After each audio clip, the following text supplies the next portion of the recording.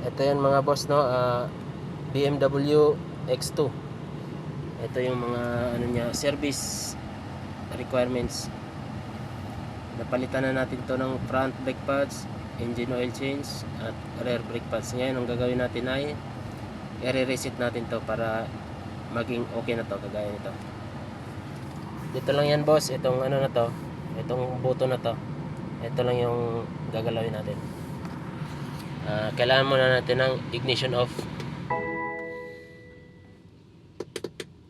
tapos ignition on. Ngayon ito dito, long press lang natin to mga boss, siguro mga 10 seconds. Try natin. Kailangan may lumabas yan na reset.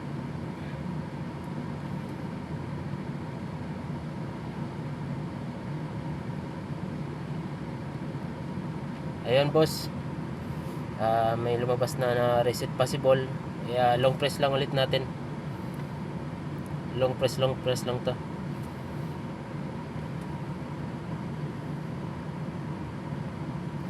Tapos long press ulit.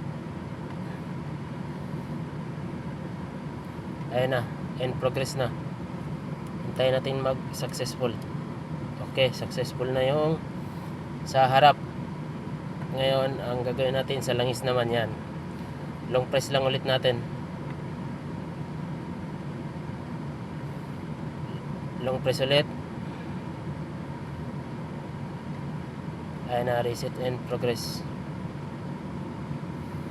Successful na. Ngayon press ulit natin to para doon sa preno sa likod. Ayun. Ayun na, reset lang natin to. Long press lang natin.